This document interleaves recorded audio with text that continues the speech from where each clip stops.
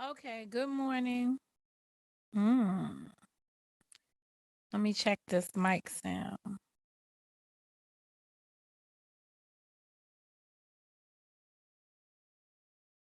Testing the mic.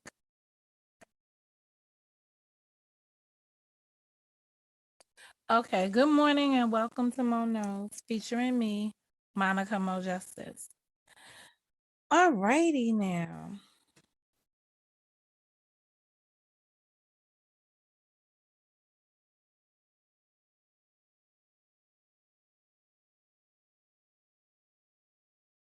Okay,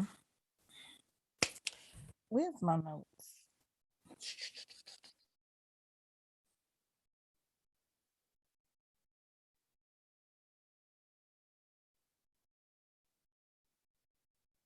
Ooh, that was creepy. Ooh, that was creepy. Okay, here we are. We're entering, let me see. They started the trial on the 8th. Hold on, let me get some. It's this time of the year where I have my December month, and I need to be working out of like two places at one time. All right, let me go back to December, the calendar for December. So day 1, day 2, and day 3. So today is going to start day 4 of the trial. So as you know, we left off, the jury has been selected. The prosecutor and how did I get in here so fast? Good morning. Well, good morning. What was faster? Because I did do some things a little bit differently.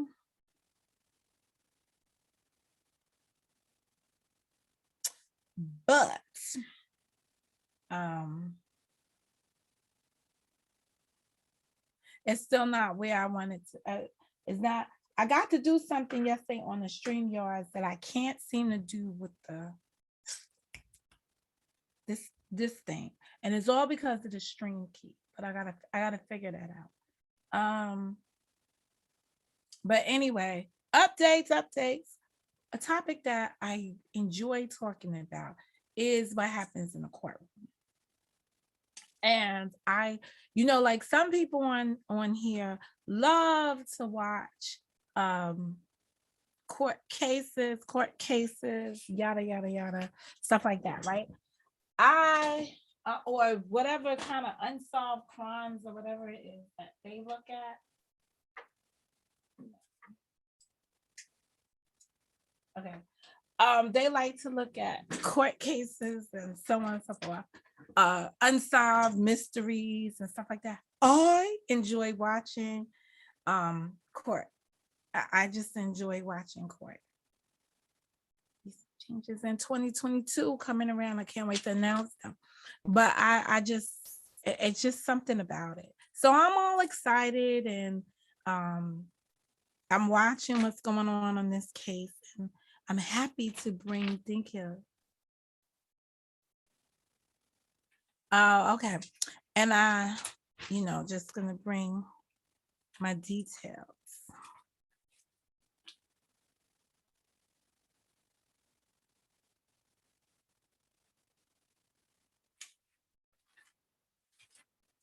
All right. So this is the case just to remind you of the police officer, a white female police officer who alleges she shot a fleeing suspect with her taser, but it actually was her gun.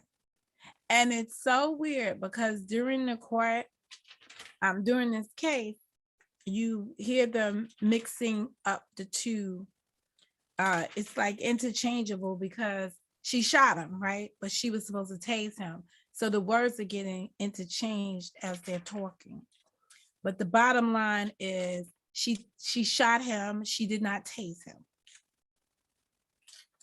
while yelling taser, taser, taser. So I've learned a lot in this case so far in police interaction with suspects, and it's been very interesting to say the least. Um, okay, so and this was a traffic stop. So the testimony we've heard so the people who've testified thus far is, and as you may or may not know, the officer is being charged with first degree manslaughter and second degree manslaughter. The difference between the two manslaughters is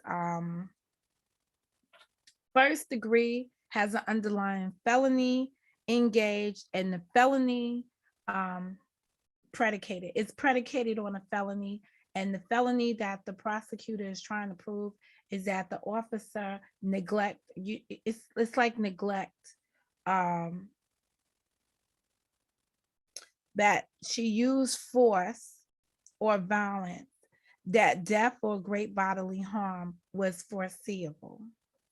So that's what they have to prove in first degree manslaughter. Second degree manslaughter is that she consciously took a chance of causing death or great bodily harm while using or possessing a firearm. And a taser is considered as a firearm. It's on their list of firearms. So that language is consistent. Thus far, we have heard from and the victim here, his name is Dante Wright, and we have heard from his mother, his girlfriend,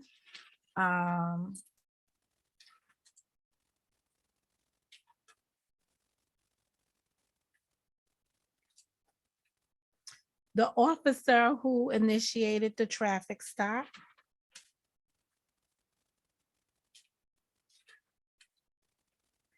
the officer who was at the traffic stop is crime scene 1, and crime scene 2 is where when Dante Wright's vehicle reared down or took off, depending on whose side of the story, whose side of the case you side with. But when the white vehicle took off down the road and hit and crashed into the other moving vehicle,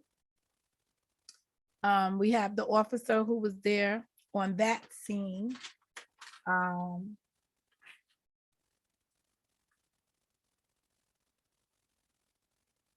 The paramedics, another officer who escorted people from the scene.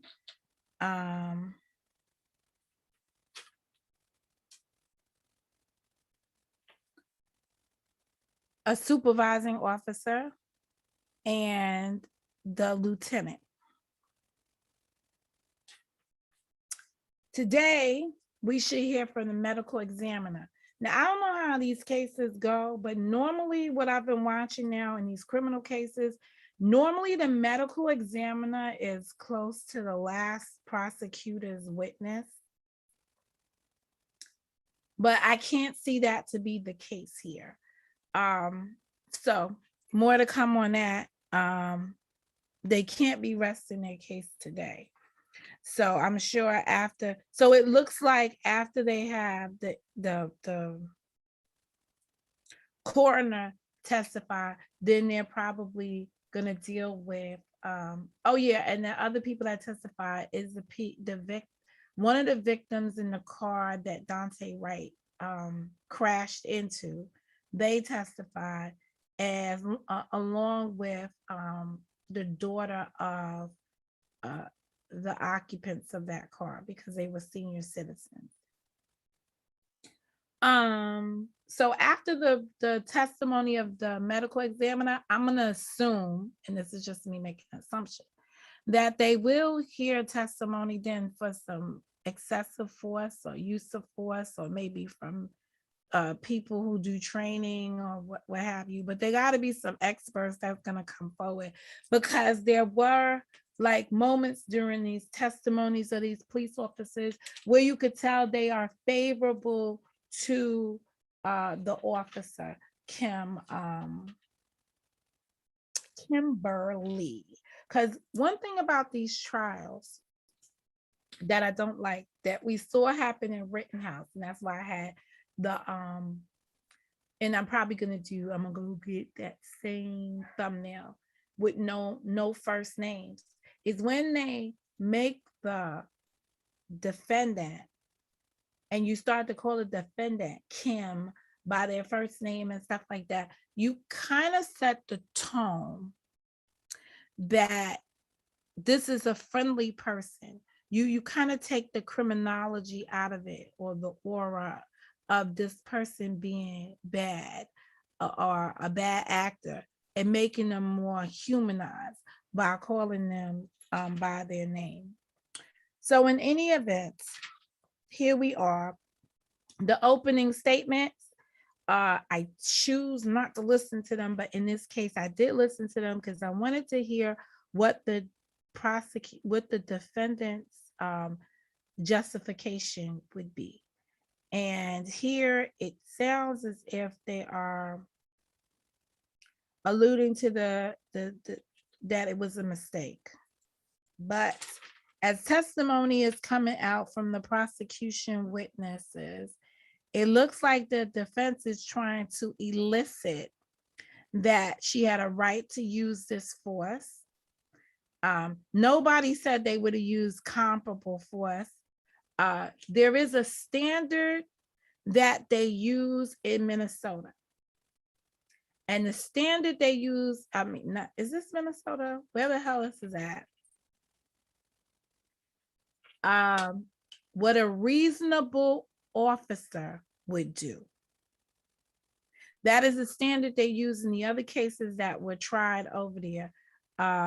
Derek Chauvin, the Nora officer. It was, what would a reasonable officer do in the same situation? So here we had the testimony of her supervisor who was on the scene, and he basically said on testimony on Friday that she was within her right. It was reasonable for her to use force. And he kind of said at the scene, when we don't know if this is their setup or how officers begin to do their setup, because that's how I looked at the video, and that's from my perspective. When the officer, when he tells her to sit down after she done shot somebody, he tells her to sit down on the ground, and he also tells her, like, you were trying to save my life. So that says right there, there was some kind of acceptance, or he felt it was reasonable what she did. Or that's what a reasonable officer would have done. However, the video shows, and this is their own testimony, and the video clearly shows, if you break it down frame by frame, that the officer was not in danger, because once she yelled, "Taser, taser, taser," he moved back. The car was not operating, or at least he was trying to stop the car from being operable. But all of those circumstances, to me, was caused by the officer's engagement with him in the first place. So the car would have never been operable if, when the officer who pulled the car over would have told him to turn the car off. They didn't give him commands other than step out of the vehicle. And he did. He complied. Where he didn't comply was when it was time to be arrested. But if you listen to the supervising officer, so Kim Potter, Officer Potter, she was the immediate supervisor of Officer Lackey at the traffic stop. But her supervisor came to assist, and he was doing things a little bit differently. He didn't distract the officer as he was doing his job, and even as he was making mistakes. He assisted in a way where he took command. So let me give you an example. Officer Lackey asked Dante to come out the vehicle. Dante steps out the vehicle. He asks what's going on. He tells him to turn around. He's got him turned around, right? It's the supervising officer, I think that's Johnson, who says to him, "You're under arrest." Instead, these two fools on the other side of the car who got him already got hands on him. The officer testified, before you put hands on the suspect, you must notify them that they're being arrested. That already sounds like a violation. Where Officer Johnson stood during the traffic watch, he stood on the passenger side of the car. If you look at the video initially, when it was just Officer Lucky and Officer Lucky, incidentally, it's a black officer, young black officer, native to the area that he's in, so very familiar with the territory, because he grew up in that same area. So he is what people are demanding for, community officer. Here you have Officer Potter. She stood at the back of the car. If you watch the video, you will have a point when the supervising officer comes up, and Officer Potter, she's assuming who her suspect is. You know who he is, one of the Wright brothers. That's who we got in the car right there. So she's already not assumed he's somebody else they're looking for. Not evidence before them. Her supervisor says, "No, I'm not familiar with a Dante in that Wright brother thing." He's like, "No." Very straightforward into the book. Interesting contrast. And I hope that the prosecutor makes it. But he also was a very damaging witness, because in the end, in his testimony, he basically said on cross-examination that one, it was use of force was appropriate. It was what a reasonable officer would do, and moreover, I think that's the big takeaway from him.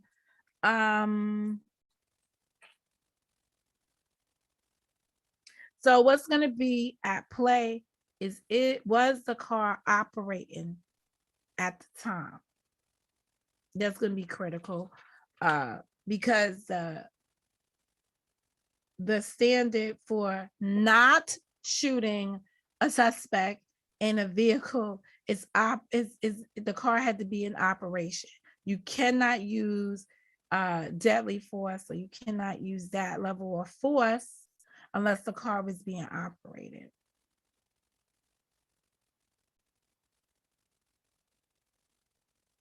It's kind of weird that they would point that out from the defense's prospect, because at the end of the day, it's how would that car have been weaponized against the officers, when in all reality, all the suspect was trying to do with that vehicle, it at best was get away. He wasn't trying to ram his vehicle into officers where you could say he weaponized his vehicle against them and they needed to use deadly force. All he was trying to do was flee in the vehicle. So it's kind of, it's interesting. The girlfriend's testimony was very heart-wrenching for me, because she's a young lady. She's 20 years old. She seems she seemed very fragile on the stand. And most of the time when we do these cases, you don't have a murder occur in May and a trial begin in December. normally be years later, a year later, some significant period of time thereafter, and the witness has had time to really deal with the imageries of what they saw. Uh, so this is like fresh in everybody's mind. So she did a lot of crying. You could barely hear what she or make out what she was saying at points in time. So she was traumatized by this experience, and her face, she suffered facial lacerations and injuries to her head. And of course, for me personally, that's a little bit I definitely get in my feet when I can relate to the injuries of anyone in a car related incident.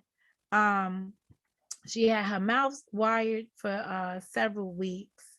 Um, and she suffered a severe concussion.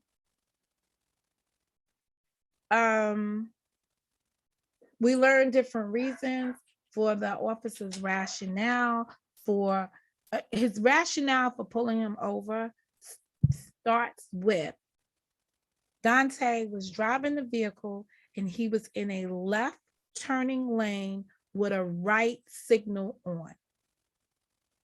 And that was enough when the officer was behind him to alert him that he may want to follow this vehicle, which subsequently resulted in him running the tags, finding out the tags were expired. Now, me personally, I think these damn police cars, when they pull up behind you, I think they got something going. Like, you remember Kit from Knight Rider? I feel like they have one of those things on there that goes shoop, shoop, and it reads your plate, and then something comes back. That's just me and they got all this other technology. Why they don't got that yet? But I feel like something like that occurred. But that's just my allegations. Shoot, I need my mouth wired. Anyway, so that was the initial reason. And then as he's back there and he finds this out, when he walks up to the car, he tells them it's because they got this silly the trees hanging from the car. Someone should tell those people not to put strings on it. Then the tree company should get sued. The people that make the little air fresheners, the trees, maybe they should put them in a lawsuit as well and sue them, because people are getting pulled over for hanging the trees from the rearview mirror. Maybe that should be a little what do you call that thing? Little disclaimer on there to say, do not hang these from the rearview mirror because it could cause you to get in a traffic stop. That's what we're learning from this. Anyway, one takeaway. He pulls him over. He sees that. Blah, blah, blah, blah, blah, blah. He gets his information. Dante does not have a driver's license. Dante does not have insurance in the car, and or insurance on the car. It appears the car is not insured. So at best, that vehicle probably, there was no, I don't know. It's more than just the tags that were at issue. Maybe that's why we haven't really seen some of the prominent attorneys who get involved in these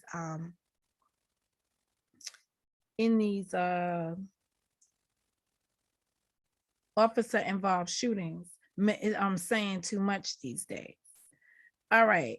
When the car takes off after he shot, not tasered, after he shot,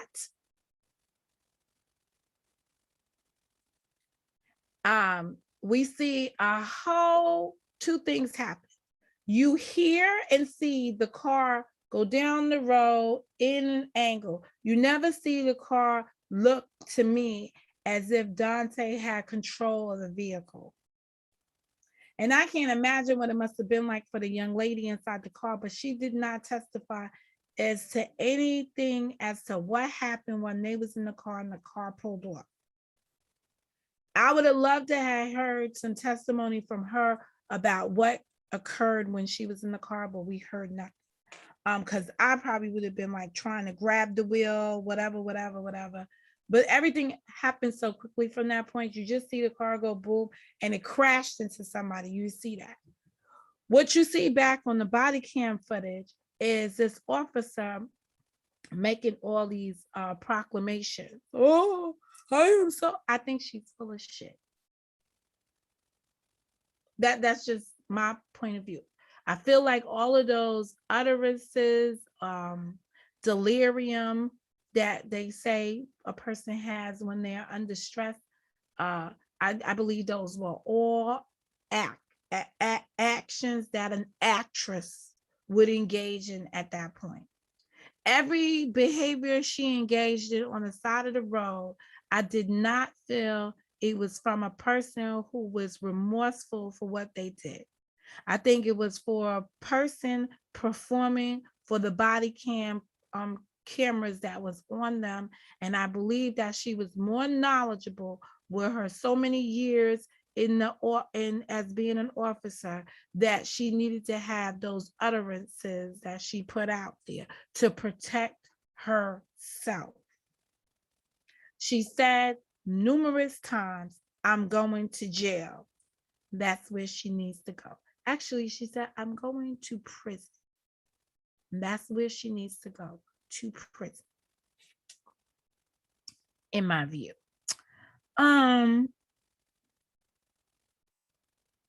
There was some crazy stuff though. When some of the officers got up there in the cross examination, which I think these attorneys are smart but stupid. They're smart attorneys, but it's just like they've been doing this too long and they're shortcutting it. In terms of the defense attorneys, they think they know it all.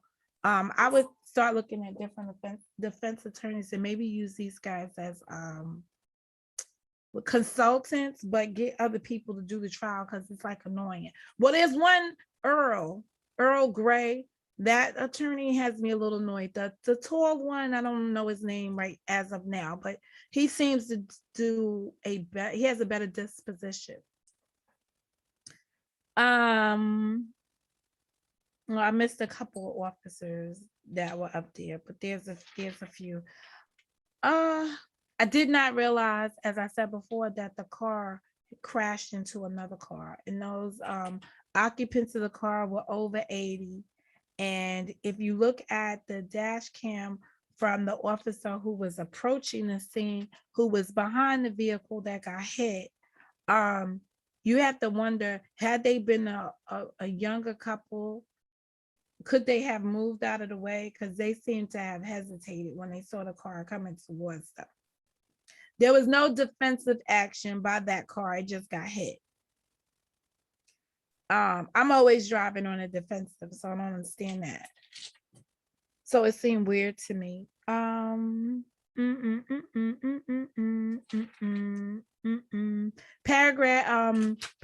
just testified as to what they did when they arrived at the scene and how they attempted to save the life. We had a whole bunch of testimony in respect to why there was a delay in the second crime scene, knowing that he was shot, but there was no clarity that he was shot by the officer. So the police officers down at the other end treated it as if it was a danger to them to approach the car. I believe they could have conveyed information more thoroughly and quickly that the suspect at the time he was shot by the officer. That it wasn't the suspect who shot them, or it wasn't that they had not redeemed a gun, because those minutes it took for the officers to get in a line together and decide how they were going to work out how they were going to approach the vehicle and what they were going to do were precious moments that could have possibly saved his life. And that's what we're saying. Police, someone operating a vehicle at time shot. Was that vehicle moving? So that was one of the questions that the defense asked. In the policy is were you trained about shooting someone in a vehicle? It's shooting into a vehicle. And it says the policy is on someone operating a vehicle. And the question was, at the time, was that vehicle operating? So that's going to be something that has to be proven. Again, there was an issue.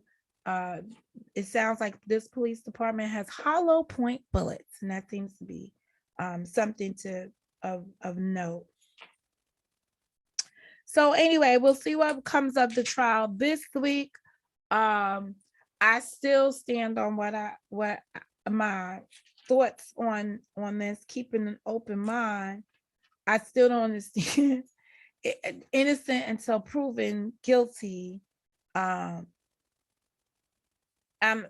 still trying to figure out the innocence angle of it. I don't know. I don't see where anything's reasonable, but I don't see where it's reasonable to shoot into the car anyway. Under these circumstances, I would have preferred to see more of a risk, more of a danger. But anyway, we'll see how that turns out. I'll be watching it and keeping you updated as the week progresses. This is Mo, and I've got to go.